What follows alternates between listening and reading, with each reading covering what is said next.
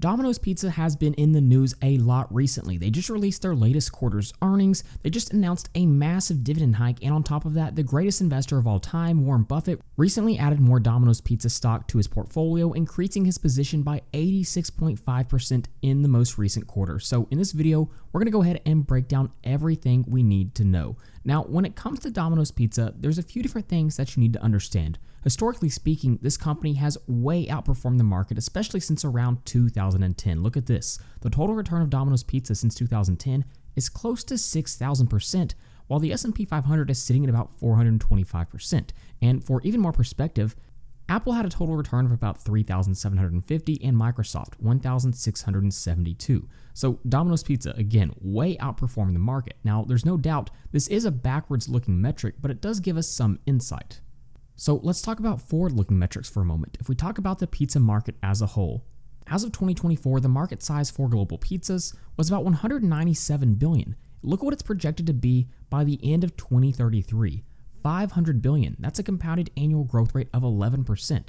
So there's a lot of projected growth in the pizza market over the next decade. That's a good sign for Domino's. And then, like I mentioned, Warren Buffett recently added more shares to his portfolio. He started his position a couple of quarters ago and then added again in the most recent 13F filing. So that's 2 quarters in a row when he's been adding Domino's Pizza to his portfolio. And it's estimated his average buy price is around $436 per share. And if we look at Seeking Alpha, Domino's is still trading pretty close to that range, about $449 per share.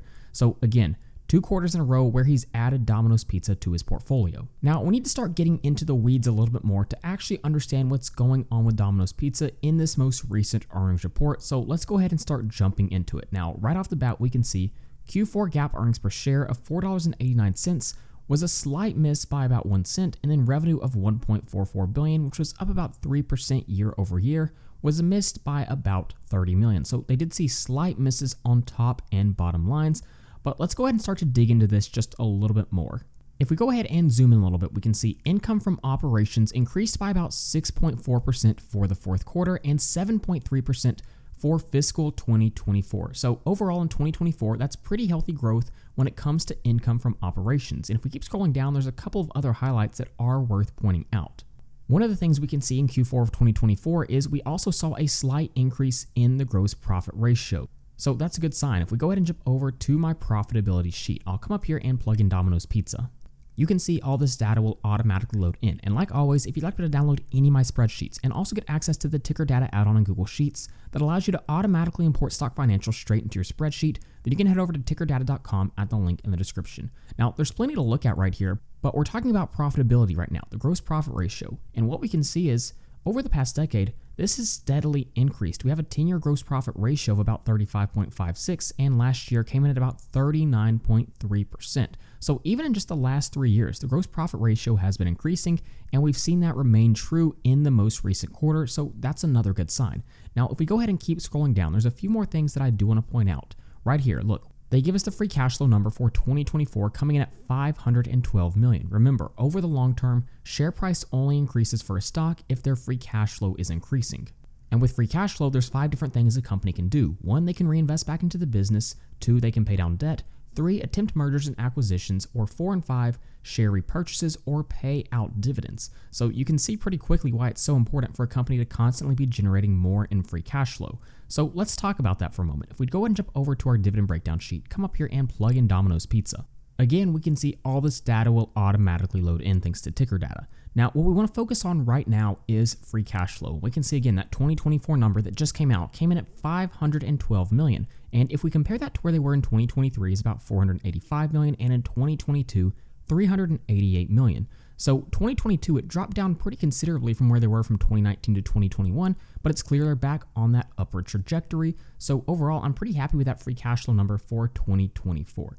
Now, let's talk about free cash flow and dividends for a moment. And like I just mentioned earlier, Domino's just announced a massive dividend hike. This was a 15.2% dividend increase.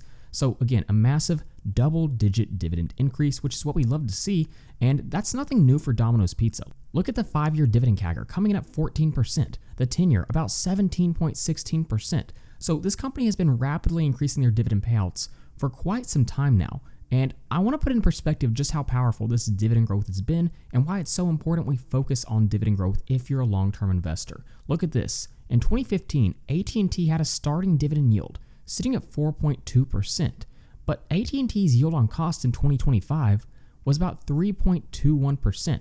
So if you invested $100 into AT&T back in 2015, right now they'd be paying you about $3.21 per share in dividends every single year. But compare this to Domino's Pizza, who had a low starting dividend yield in 2015, sitting at just 0.98%. Right now, their yield on cost would be about 5.95%, and after this most recent dividend increase, above 6%. So you can quickly understand why dividend growth is so important. And Domino's Pizza, despite their low starting dividend yield at 1.34%, their dividend growth is so rapid that over about a 10-year time period, your dividend payments really start to ramp up at a high rate, especially if you reinvest those dividends. I mean, look at this dividend growth. We haven't even accounted for the 15% dividend increase yet. And the best part about all of this is that free cash flow payout ratio is continuing to remain low, sitting at about 41%.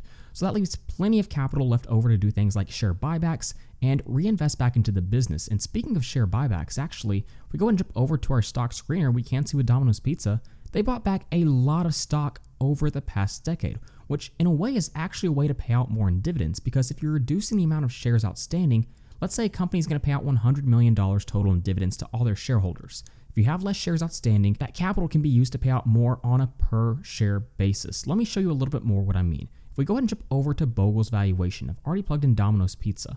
Look at the average buyback yield for the stock over the past 5 years. They're decreasing shares outstanding by about 3.14%. So every year there's less shares, meaning the amount they're using to pay out dividends, they can pay out more on a per share basis. So this is definitely a true shareholder yield friendly company. In fact, if we assume just an average buyback yield of about 3%, which it's been over the past few years, your shareholder yield comes in at about 4.35%. Again, shareholder yield is simply the dividend yield plus the buyback yield. And we'll come back and look at all of this just a little bit later in the video. But you can quickly see why people are attracted to Domino's. The free cash flow is growing at a high rate. The dividend's been growing at a high rate. And look at earnings per share over the past decade, going from $2.93 to in 2024, $16.83, all while the gross profit ratio has been increasing. Here's what's even more impressive. Look at the return on invested capital for this company. Typically, as a baseline, you want to see 10%. At 20%, I would consider it a high quality company. Domino's Pizza has been absolutely astronomical with their return on invested capital, around 50% since 2019. And some of this has to do with the way the business is structured, which actually also leads me to one of the concerns a lot of people have about this business, and it's one that's definitely justified, but we have to make sure we look at the full picture, and that's the debt levels for Domino's Pizza. If we go ahead and jump over to my balance sheet breakdown, I've already plugged in Domino's Pizza. Look at the debt to assets ratio for this company. Again, this is simply going to be your total debt divided by total assets. And what we can see is the debt to assets ratio comes in at about 2.93. So this company has more debt than they have assets, almost 3 times more debt than assets. So it's easy to see why people are concerned. Now, if we look at this on a short-term basis, we can see the current ratio at 1.71, meaning total current assets is higher than total current liabilities, so they can meet short-term obligations, but this is still a long-term concern a lot of people have. But one of the things we'll also notice is if we look at this ratio over the past decade, it being high is nothing new. This has been the standard for the company over the past decade. We also have to keep in mind the company's been generating a lot of growing free cash flow over the past decade, and like I mentioned earlier, paying down debt is one of the options you have with free cash flow. So they've had the option to pay down this debt, to focus on it, but it hasn't been a huge priority for the company. Why is this? Well, look at the interest coverage ratio for Domino's. What we can see is it's remained consistently around 4 to 4.5 over the past decade. What does this mean? Well, it means they can make interest payments on their debt around 4 times over. So the interest is manageable. And not only is it manageable, again, they've kept it in that range on purpose over the past decade, and it's even gone up a little bit over the past few years. What we have to understand about Domino's is they have a very capital-light business model. 99% of their stores are franchised, meaning they make most of their revenue from things like royalty and fees from the store owners. So when you look at the full picture, look at the history for these debt levels, you start to understand this is no accident. Is there some risk involved? No doubt. Anytime you have debt on the balance sheet, there is risk involved. But by being able to properly manage this debt over the past decade, it's allowed them to have a little bit more leverage, in turn growing free cash flow at an even higher rate. Now, if we dig back into this recent earnings report just a little bit more, one of the reasons we can see they had slight misses on Q4 expectations is they saw traffic slow down a little bit in US markets, but keep in mind, analysts are still expecting them to deliver solid growth in fiscal year 2025. Keep in mind, like I mentioned earlier, the pizza market is expected to grow at a compounded annual growth rate of close to 11% through the year 2033. And with Domino's Pizza being the largest pizza company in the world, they're definitely set to benefit from this growth. So there's definitely a lot to take in here, and I want to look at Domino's from a valuation perspective. What kind of returns can we expect if we invest into Domino's Pizza? But real quick, before we jump into that, I do have to mention, look at short interest. It's sitting above 5%, which is certainly higher than I typically like to see it. So that is worth noting. But when it comes to Domino's Pizza, what I want to do is look at them from Bogle's valuation perspective. And I'll show you why I want to do this. To start off, there's three things that Bogle's valuation takes into account. One, we have earnings growth. Two, we have shareholder yield, which we've already talked about. And then we have multiple expansion. We have to remember, over the long term, stocks are going to grow in line with their earnings growth. That's why we take this into account. We take into account shareholder yield because it takes into account dividend yield and the buyback yield, directly rewarding shareholders. And then we have multiple expansion, and this is what we need to talk about for just a moment. If we jump back over to Seeking Alpha, what we can see is Domino's Pizza trades at a forward price to earnings multiple of 27.76, which by most means, people are going to consider that a pretty expensive pizza stock, and it's easy to see why. And if we look at them from a valuation perspective, what's interesting is we can actually see they're a little bit cheaper than how they've historically traded. Look at the forward-looking price to earnings multiple, 27.76. Domino's Pizza 5-year average is close to about 30. If we look at it on a generally accepted accounting principles basis, forward-looking, they're sitting at about 27.81, while the 5-year average, again, 29.97. So compared to how they've historically traded, it looks like they're about 7% cheaper when it comes to the valuation.